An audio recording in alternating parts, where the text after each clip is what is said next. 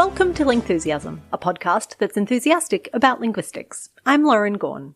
And I'm Gretchen McCulloch. And today, we're getting enthusiastic about all the different layers of language structure.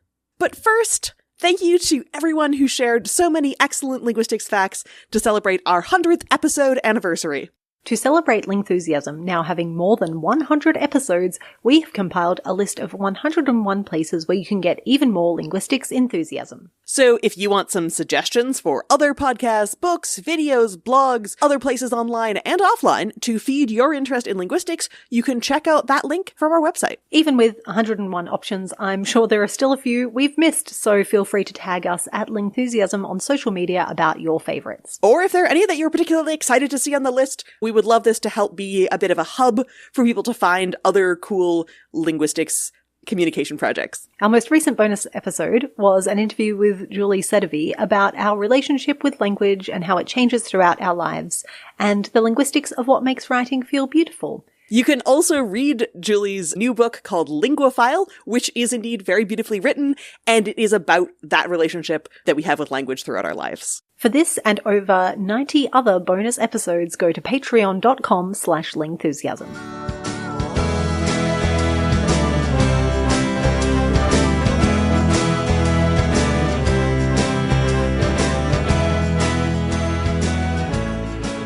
Welcome to the 101st episode of Lingthusiasm. It's Ling 101!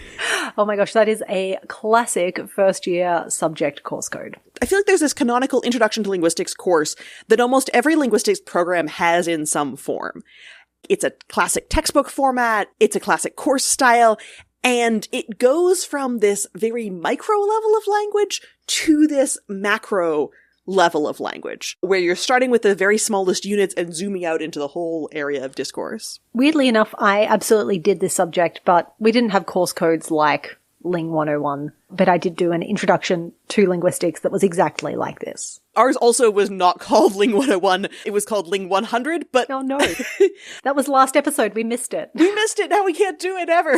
And then I was at another university where it was called 201, and I don't really want to wait for another 100 episodes for us to be able to do this. No. So I think 101 is still sort of classically in, the culture, the idea of an interlinguistics course, even if there are many course codes that are different from that. Lingthusiasm is intentionally not in this structure. It seems like it would be a bit of a shame if we had to start okay, our first year is only phonetics, and then we're going to do only phonology, and then when we get all the way to pragmatics, we've got to stop doing the podcast or something. So we made a very conscious decision early on to mix it up a bit.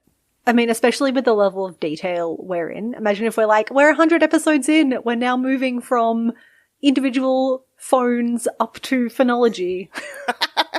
We could have been here for quite a while. Yeah, I think it's more fun to mix it up. And it also means that if we encounter a really good example or anecdote or new paper comes out that we want to talk about a particular topic, there's always more stuff that we can say about sounds. It's not like, we did sounds for the first 3 years and then we never get to do sounds again. But episode 101 is a great time to actually take ourselves through 101 course style, all these different layers of linguistic structure, so you can see how a finite number of building blocks have this capacity to combine in so many novel ways.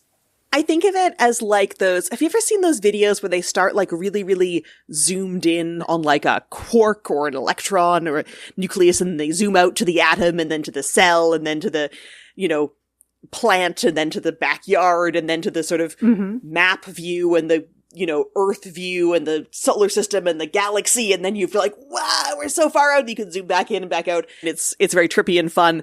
We can do that with language. And one of the great things about this is that those building blocks being able to combine in really versatile ways allows us to create sentences that have never been uttered before, and collecting these is something of a linguist hobby.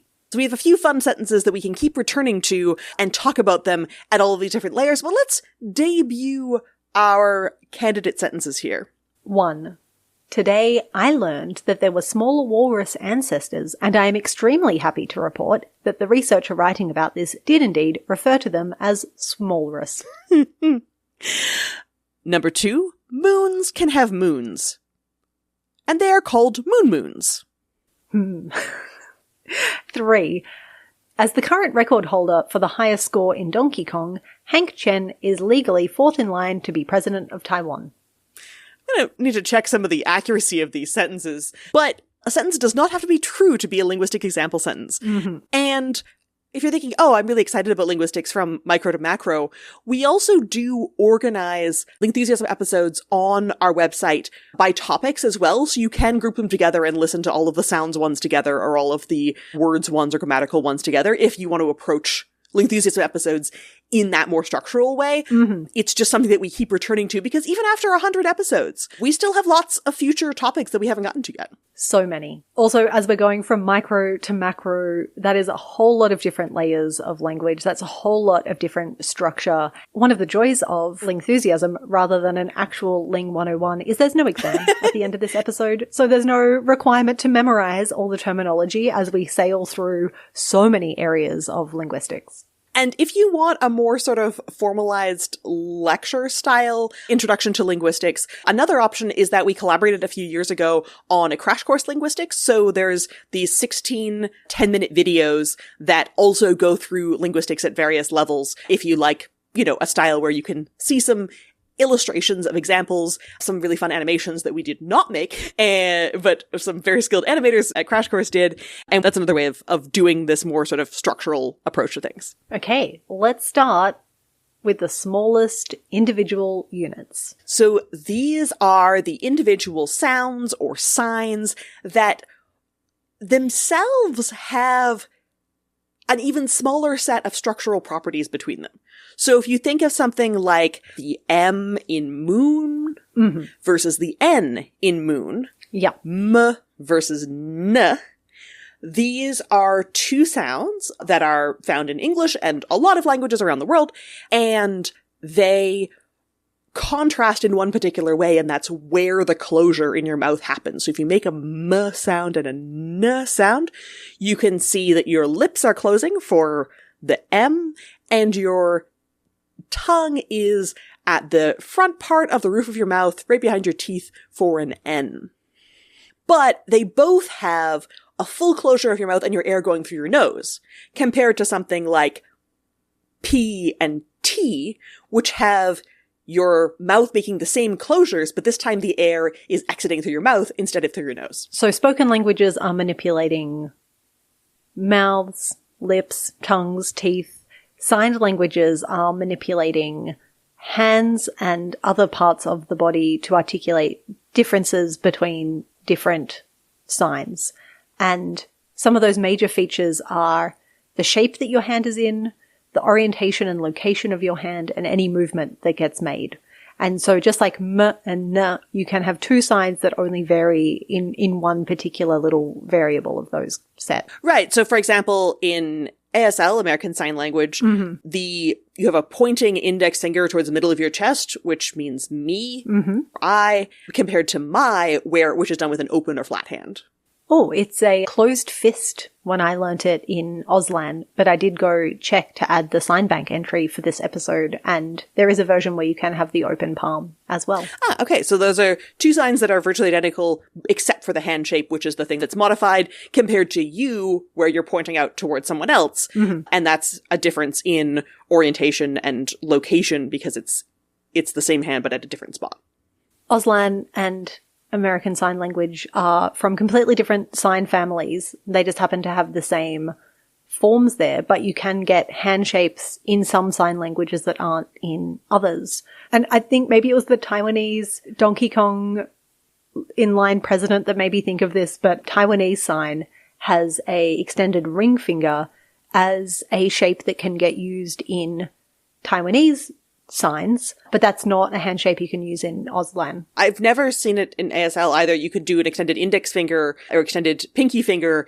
Obviously, the extended middle finger in Western contexts has a certain additional semiotic value.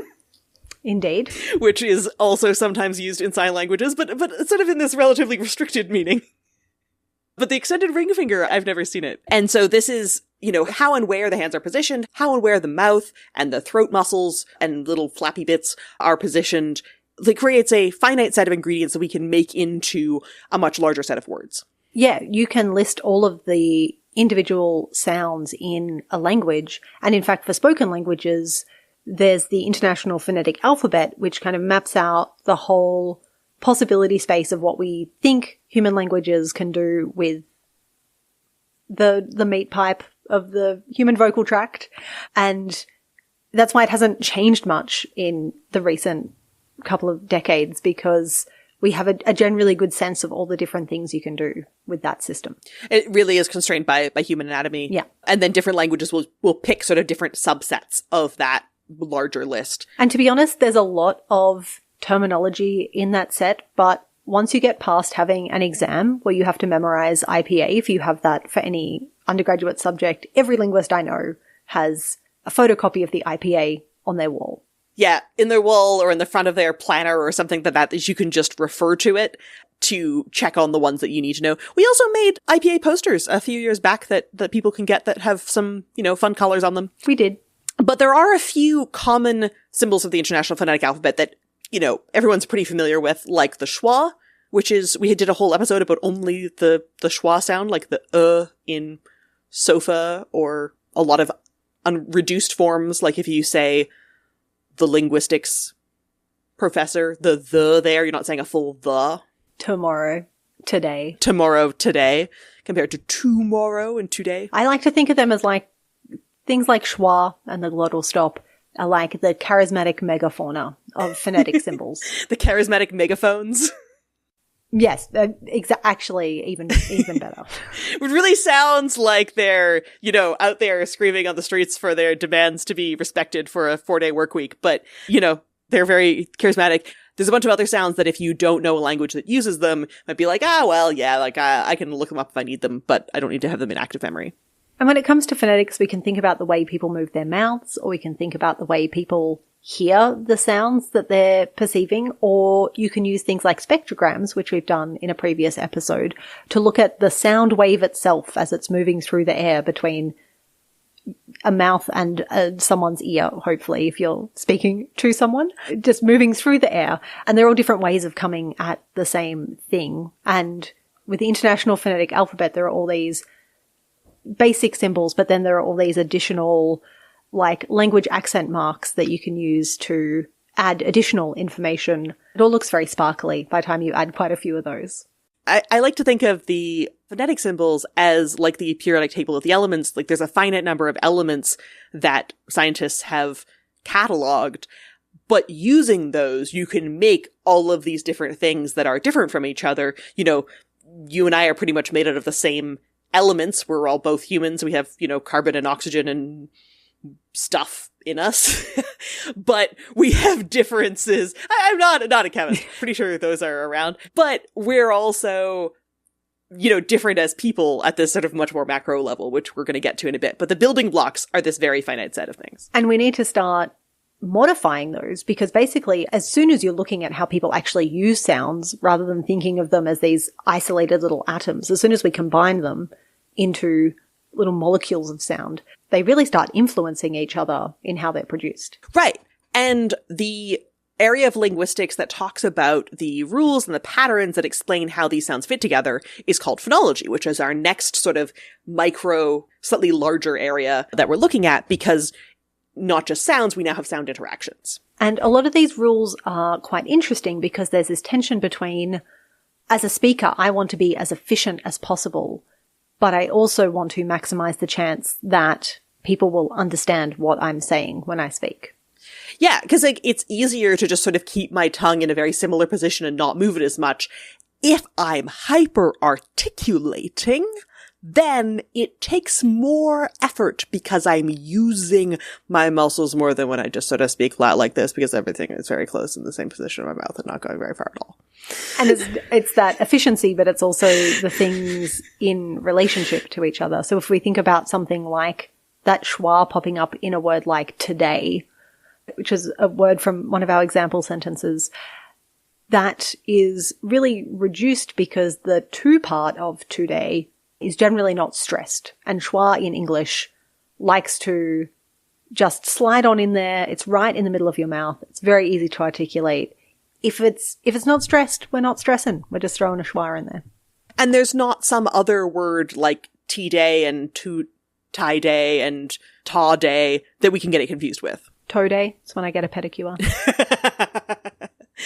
There's also words like can from our example sentences, which when I say it in isolation, I'm saying this very distinct can. But in the context of moons can have moons and they're called moons, I'm saying much more like kun. Moons can have moons, not moons can have moons. Oh, that was very articulated there. Good job. Thank you. Sometimes in order to make it easier for the mouth, it's not removal of sound features. Sometimes we add things in without necessarily noticing. That's what we're doing. In a word like highest, struggling to not add a y between the high and then second syllable est. Highest. Est. You have to almost add like a pause to not do it. Highest. Mm-hmm. Which isn't written, but it needs to be there to make the transition between the two vowels smoother. Yeah. Or similarly with a word like president, as in president of Taiwan, you have S in the writing, preside, but president is almost invariably pronounced with that S as a Z sound because it's in between two vowels and you just want to keep using your vocal folds the whole time. It's a little bit more challenging to say precedent versus president. That's a whole different word. It's also a whole different word, yeah. It's a really good point that with phonology, the way you say things and the way you mentally think about them, especially when you're being influenced by your writing system, where that S sound, we just think of it as an S until we actually slow down and pay attention to what our voices are actually doing. Another one of my favorites is that all of the different forms of the T sound in English. So when you take a word like writing, which in most types of speech, unless I'm being very, very hyper-articulated, I'm pronouncing as a Canadian writing, not writing. Mm-hmm. And Australian English has this as well. And if you had a horse, you would be... I'd be riding it. Right. So the d that you're using in riding and the one you're using in writing when you say it quickly are not quite the same. They sound a little bit different. So writing and riding, for me, the vowels are different. Yeah. But the consonants are actually the same because they're both in between vowels. It's just that at some level in my brain, I'm aware that one's a T and one's a D. And so I've produced the vowels the same way that I would in write and ride, where I do have different consonants to influence what's happening to the vowels next to them. Write and ride for me have different vowels. And so writing and riding have different vowels for me. And this is a very characteristic feature of Canadian English. Very efficient. I like that. But this is like different applications of phonological processes are also some of the big things that produce what we think of as accents. So when I'm saying, okay, you sound Australian to me, it's because you're not producing this thing with writing and riding, but you are producing writing and riding with the duh-ish sound, whereas if you were British, you might be more likely to say writing, the different sound in the middle there.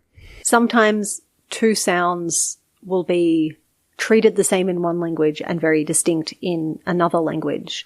So absolute classic 101 example is that what we think of as l and r are treated as the same sound in Japanese.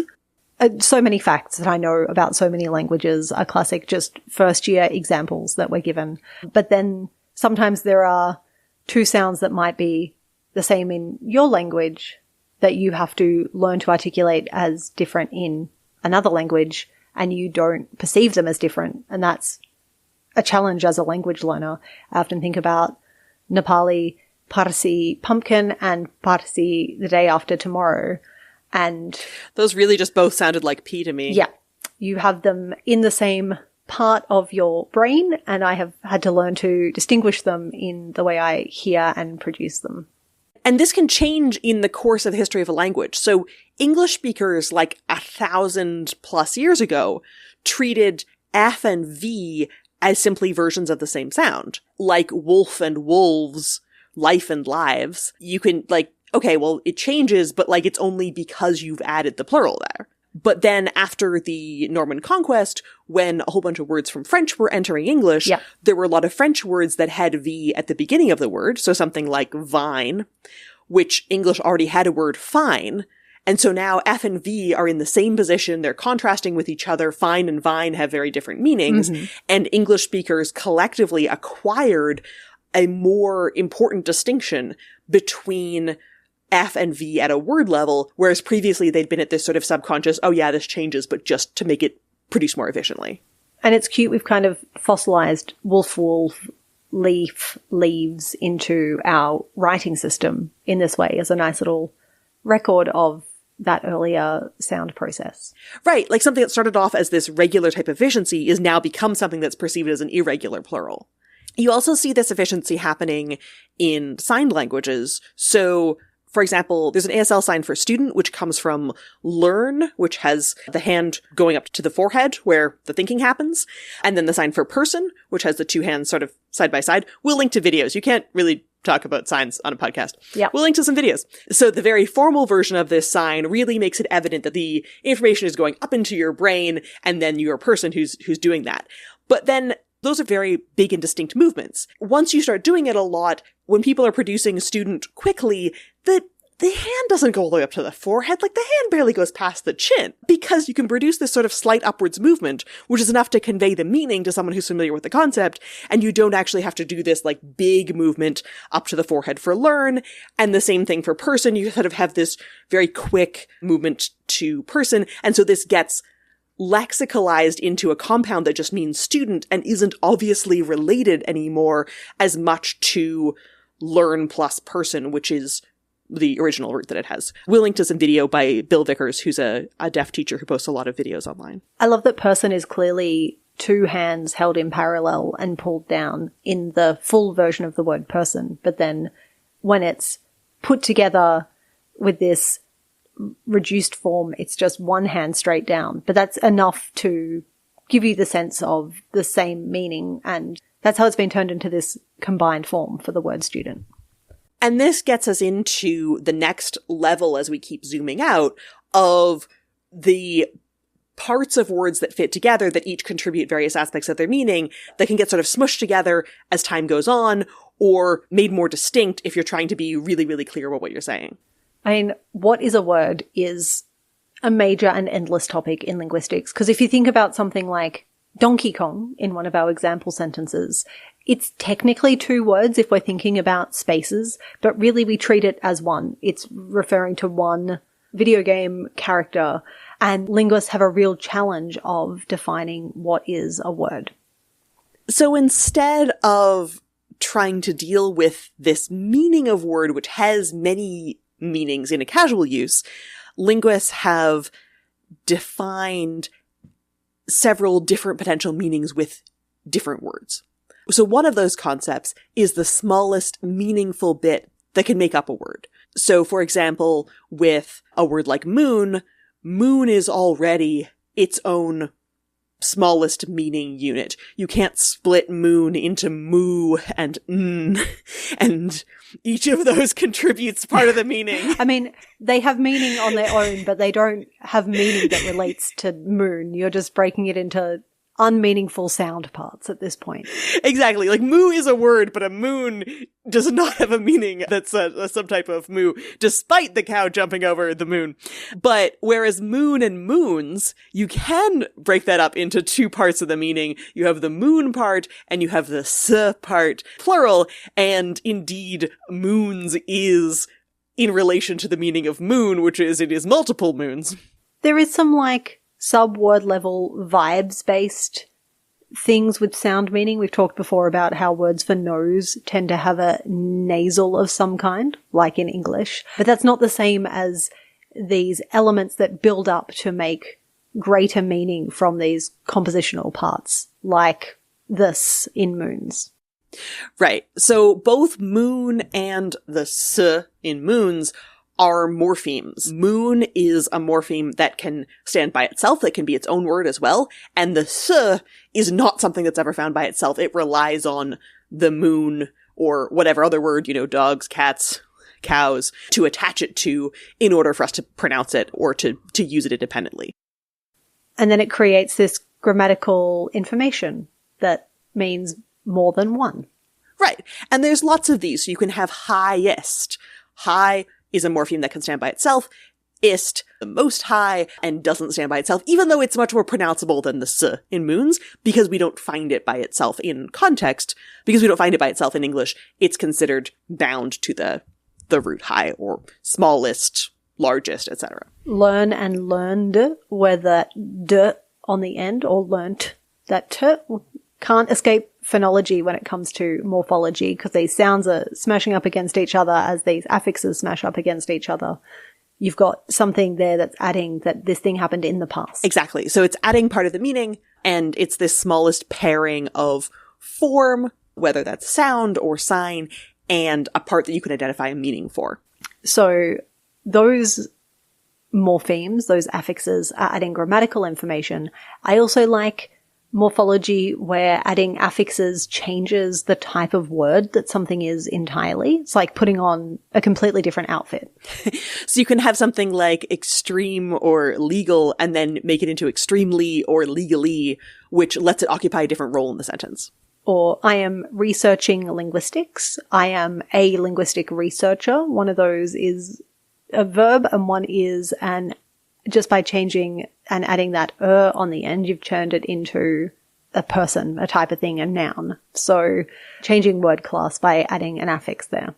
And then you have sort of quasi-morphemes, which is not a technical term for them, but something like report, which is in one of our example sentences, we should compare to import, export, transport. And this is not, it's sort of its own morpheme in English. English speakers often have a vague sense that something port-like is, carried, which is what the Latin root comes from, but it's not something that's sort of live and acquiring new potential affixes, new potential morphemes added to it, the way that something like moon is doing in English already. So this is sort of this, you are having stuff that's a bit of a dubious morpheme status as well, when you have words that are borrowed from other languages, like very consistently with the same languages. Sometimes we start learning bits from them. Also, thanks to the phrase world record holder in one of our example sentences, I get to talk about one of my favorite morphological processes in English, which is where the word changes the type of word that it is depending on where the stress in the world goes. So I have a world record, or I recorded the Lingthusiasm podcast with you right now. You recorded your skills at Donkey Kong. Yeah. So record and record, the difference between them is whether the stress is on the first syllable or the second syllable. And there's a whole bunch of pairs in English like this where you have a stress-based change in the word to create the meaning rather than an additional affix. Again, morphology can never completely escape phonology. And then you have the really fun stuff, which is novel coinages like moons and smallrus. And this is when we start beginning to see the edge of the infinite, because there were this finite number of sounds, and you can sort of make a list of the morphemes that exist in a language like English. Yeah. Except insofar as they start becoming like independent words, and there's, a lot of independent words. But then you get people doing linguistic creativity and making novel compounds like moons, or making the rus ending in walrus, which wasn't originally a separate thing, into something that can correspond to, okay, you have a small walrus, it's a smallrus. And if you had a really big walrus, then you'd have a big rus? A tallrus? Oh, no, that's much better. Maybe it's not particularly productive yet. Yeah, I think it's really requiring the entire walrus overlap. But we can add new morphemes to a language. I think we'd have to put a lot of work into creating rus as a productive affix to denote walrusness. But this does happen sometimes. Like you have marathon, which started off as, original word. It was a place name in Greece. But then now you have telethon and, skate-a-thon or walk-a-thon or Wikipedia editathon, which is one of the ways that we met. Yes. To refer to a particular type of group charitable activity. And a thon was not originally a productive morpheme, but now because it's been extended to other types of circumstances, you could create a new type of a thon and people would know what you meant. I'd say in the scheme of things, English has a, what do we say, small, medium quantity of affixes. I feel like it's got the right amount to teach an undergraduate morphology unit. Yeah, it certainly has enough to teach an undergraduate morphology unit. There are languages that have very few, if any, affixes and do it all with sort of independent words instead, grammatical particles. There are languages that have way more affixes than English. Indeed. One of those languages that comes up a lot in interlinguistic classes is Turkish. Or at least it came up a lot in my interlinguistic class because my instructor was herself Turkish. And whenever she needed an example of like, here's some morphemes, like go do a problem set, if she didn't have another language already prepped, she'd be like, well, let's just do Turkish. Turkish is easy. Lots of stuff in Turkish. I feel like I had a lot of intro Turkish data sets as well because Turkish has really elegantly separate morphemes for all the different meanings. Some languages, and like I love a language that mashes them up and makes things really intricate, but Turkish is very elegant in the way all these morphemes stack up very nicely. Yeah, Turkish is really more like a sort of Lego of language where you have these sort of distinct morphemes that don't bleed into each other, whereas some languages are more like sort of plasticine or Play-Doh, where you can have little bits of colors, and then when you start smushing them together, your reds and your yellows and your blues start acquiring orange and purple tinges. But one of my Turkish linguistics professor's favorite Turkish example sentences was, I don't remember the words in Turkish, but it translated as, "Are you one of those who we could not Europeanize?" What a lovely sentence in English/word in Turkish. Right. So this is a single word in Turkish, and it's one of the sort of famous examples, like it's sort of the anti-disestablishmentarianism of Turkish, of like, this is a real word that's been used in real contexts, because you can imagine, sort of a news article type thing, and you can start with this root of, Europe becomes European, becomes Europeanized, and then English switches from doing affixes to doing individual words, not Europeanized, could not Europeanize, we could not Europeanize, where Turkish is still adding more and more suffixes. So that's this type of thing where different languages have different levels of tolerance for how much of this is going to be in prefixes and suffixes, various kinds of affixes, and how much of this is going to be in more freestanding words. And you can't really talk about morphology without talking about word order and syntax, because one language's morphology, as we've just seen, is another language's syntax. So you can go through an example of expressing the same sort of meaning and various different types of strategies that a language uses for that. Let's take questions, because questions are pretty straightforward. Sure. And let's do that classic intro to linguistics thing where we make English pretend to do all the different types of structures. So if we put English with a whole bunch of hats on to pretend to be another language, which is an easier way to see the examples than trying to work in languages that people might not all know. Yeah. One way of making questions, which English has and many other languages have, is you can change your intonation. You can use question intonation. So this is way back up in phonology. Moons can have moons. Exactly. We can also do a more morphological strategy. We can add a little suffix onto something like the verb. So Latin does this. There's a ne suffix in Latin that attaches onto the verb that makes something into a question. Okay. Moons can they have moons? I don't know if that's pseudo-Latin or a negative in Scots English. That's true. But in pseudo-Latin, moons can ne have moons. You can also have a related but slightly different question particle. So this is a more freestanding word, sometimes at the beginning or the end of a sentence, that makes a statement into a question again. Chinese has this. In Mandarin, it's ma, which makes something into a question. Moons can have moons, ma. Right. So there's a question particle. English also kind of has question particles. Moons can have moons, huh? Moons can have moons, yeah. If you're Canadian, moons can have moons, eh? Yes. And finally, we can go to the most syntaxy and do it entirely with word order. So English has this strategy. Can moons have moons? Exactly. So we've moved can from near the middle of the sentence, where it is in a statement, to at the beginning to make it a question. And once we start building words into sentences, we really start to expand the possibilities of what we can create. But again, with a small amount of things can create a huge amount of results, there aren't that many syntactic rules and patterns in each given language It's just that when we start combining those with all of the morphemes and the words that we have, that we create this explosion of possibilities.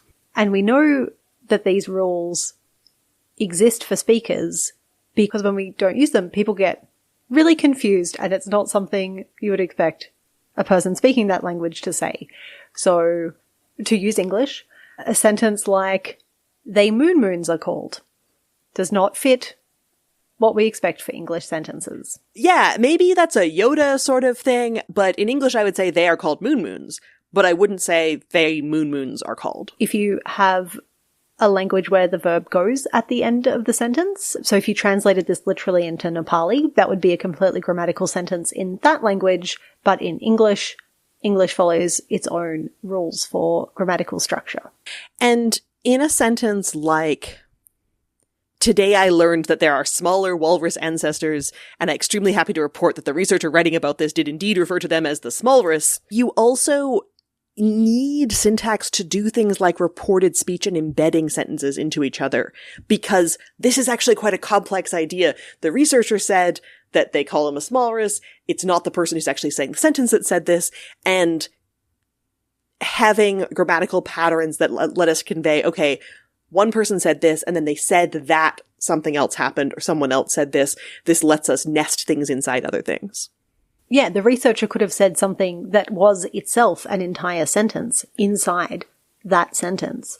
And I still absolutely remember in my first year Ling 101 class having a full galaxy brain moment, realizing what this meant for like the explosion of possible sentences that can be made with a very small number of rules. And you can also get ambiguity out of this. So this sentence, "as the current record holder for the highest score in Donkey Kong, Hank Chen is legally fourth in line to be president of Taiwan," has an implication that it's his high scores in Donkey Kong that cause him to be fourth in line for the Taiwanese presidency. When it actually is that presumably some sort of coincidence that, like, this person just happens to be particularly good at Donkey Kong and also have this particular political role. Presumably these facts are unrelated to each other, but the syntax actually does not tell us this. Yeah. And of course, this is presuming that you mean current as in right now and not current as in the electrically charged individual who's holding the record. That's true. Which I know is a very deliberately poor reading of that example sentence. You do sometimes see actual, like, meaning level ambiguity like this. I remember my high school French teacher once told one of the other students that, I can tell that, you weren't really paying attention to this homework because you've translated get out of bed using the verb obtenir. As in French, obtenir, I'm going to guess, is like obtain type of get, basically, rather than just a grammatical form that means be in the process of. Because, like, if you get some apples and you obtain some apples, those are roughly the same thing. But if you get out of bed and you obtain out of bed. Doesn't work. Those don't actually. Two different words. Yeah. So get in that context is being used idiomatically, and it's being used to, make something a little bit verbier.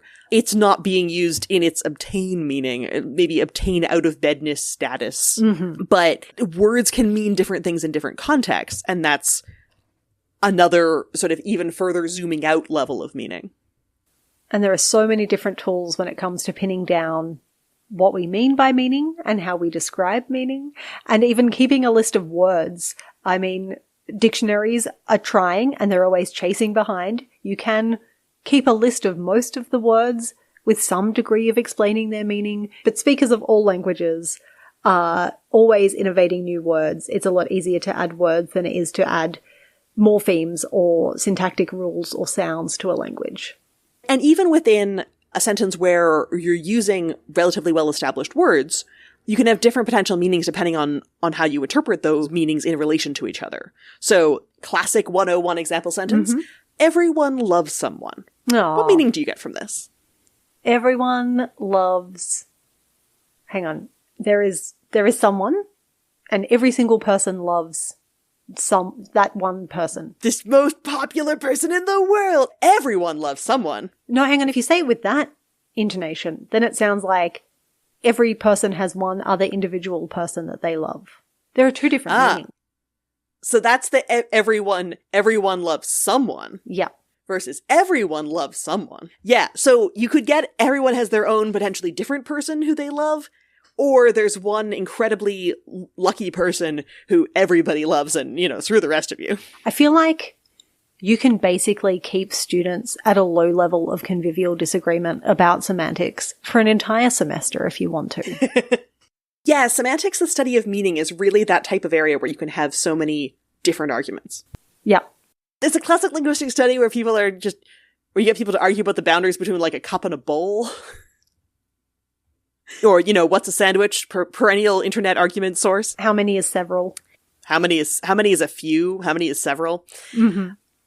We can zoom out even further, though. Okay. And I want to go back to the current records holder for the highest score in Donkey Kong. Okay. Because this, sentences, I actually collected this sentence 6 years ago, and I've now looked it up, and this Hank Chen no longer holds this record. It's someone named Robbie Lakeman. Congratulations, Robbie Lakeman. No word on what this means. And I've looked up who's the fourth in line for the presidency of Taiwan, and it's not him. Is it Robbie Lakeman? No! Oh, okay.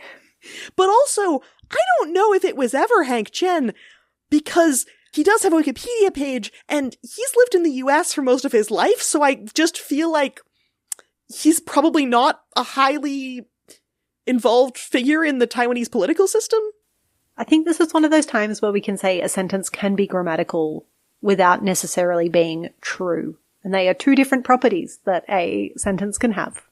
Right, and we can create implications by juxtaposing particular sentences. There may have been, all I can think is maybe there was another person named Hank Chen who was involved in the Taiwanese presidency. Maybe someone just made it up for a fun stat. But the implications that you can get from juxtaposing two particular things, or from saying that something, implying that something is true now, that zooms us out to this larger area of pragmatics and discourse. Mm-hmm. A classic example, like saying, "Brr, it's cold in here," to hint to someone that, maybe they should turn the heat up, maybe they should close the window, maybe they should turn the air conditioning down, or, "Would you like some coffee? Coffee would keep me awake." Which could mean that you do want coffee, or it could mean that you don't want coffee, depending on what time of day it is, because you have this implication from the context of why someone's saying something in a particular environment. With pragmatics, it all comes down to context. And context is inevitably where we're using language. We have to think about it in the wider context. And so, again, pragmatics is something that is interacting with all of our language use. And this is another area where the meanings start expanding so much bigger. And we can go even further to a level of discourse. It turns out that other people have also talked about the smallrus. Amazing. So Ursula Vernon, who's a science fiction fantasy writer, wrote a short vignette story about a smallrus in 2004. Yeah. Which is talking about the smallrus is the tiniest of the seal family, not much larger than the garden slug. Adorable. Any gardener is generally delighted to see the smallrus appear. As the occasional nibble of a leaf is more than made up for by their ability to keep down the number of mosquito larvae and other small aquatic nuisances. It comes with a charming illustration, which we will definitely link to. And it is completely different from the real smallrus in the historical record, which is actually around the size of a sea lion and not the size of a slug, which is actually about half the size of a living walrus, but gives us this very charming nickname, smallrus. Fabulous. I like you've done a smallrus corpus study there. Shout out to Corpus Linguistics, and it's so wonderful that so much writing online and so many digital corpora now allow us to make those links between things that used to be very hard to make. Right. We can look at newspapers, we can look at, people's blogs and posts on social media from 2004 and draw connections between how people were talking about particular words or particular concepts at this much larger level. That brings us to what is usually the end of a little structural tour across an Intro to Linguistics Ling 101 subject that takes us through phonetics, phonology, morphology, syntax, semantics, and pragmatics. Just a special shout out to what I always think of as week 12, which is just that last lecture or that last seminar where if there's time, professors love to touch on something that cuts across all of these topics. Maybe it's something they're passionate about, like historical linguistics or child language acquisition. Yeah, and areas like historical linguistics, child language acquisition, sociolinguistics, linguistic fieldwork, they use all of these different levels, the macro levels and the micro levels. Like, children have to acquire all the different levels of language. Languages existed in history at all of the different levels of language. Mm-hmm. Languages exist in society at all of the different levels of language. Mm-hmm. Language exists in the brain at all the levels. There's a distinction between the fields that look at sort of one particular level and the fields that cut across and look at how all of those things relate to some particular aspect, whether that's acquiring them or processing them or existing in a particular place or time.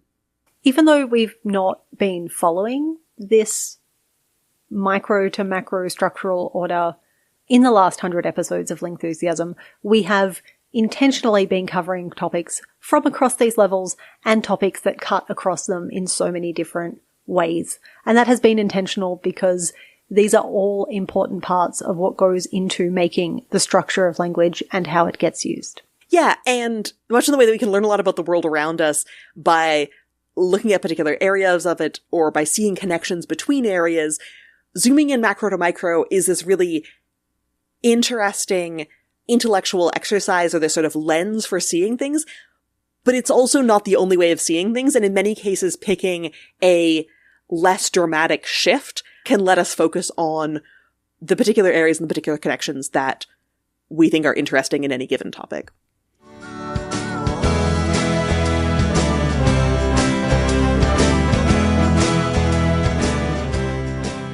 For more Lingthusiasm and links to all the things mentioned in this episode, go to lingthusiasm.com. You can listen to us on all of the podcast platforms or lingthusiasm.com. You can get transcripts of every episode on lingthusiasm.com/transcripts, and you can follow @Lingthusiasm on all the social media sites. You can get scarves with lots of linguistics patterns on them, including IPA, branching tree diagrams, Bubakiki, and our favourite esoteric Unicode symbols, plus other Lingthusiasm merch at lingthusiasm.com/merch. My social media and blog is Superlinguo. Links to my social media can be found at GretchenMcCulloch.com, my blog is allthingslinguistic.com, and my book about internet language is called Because Internet. Lingthusiasm is able to keep existing thanks to the support of our patrons. If you want to get an extra Lingthusiasm episode to listen to every month, our entire archive of bonus episodes to listen to right now, or if you just want to help keep the show running ad-free, go to patreon.com/Lingthusiasm, or follow the links from our website. Patrons can also get access to our Discord chat room to talk with other linguistics fans and be the first to find out about new merch and other announcements. Recent bonus episode topics include a Lingthusiasm/Let's Learn Everything crossover episode, an interview with Julie Sedevi about language across the lifespan and beauty in language, and deleted scenes from our interviews with Jack Jones, Emily Bender, and the Tom Scott Language Files team. Can't afford to pledge? That's okay too. We also really appreciate it if you can recommend Lingthusiasm to anyone in your life who's curious about language. Lingthusiasm is created and produced by Gretchen McCulloch and Lauren Gawne. Our senior producer is Claire Gawne, our editorial producer is Sarah Doppiarella, our production assistant is Martha Tsutsui Billins, and our technical editor is Leah Vellerman. Our editorial assistant is John Crook, and our music is Ancient City by The Triangles.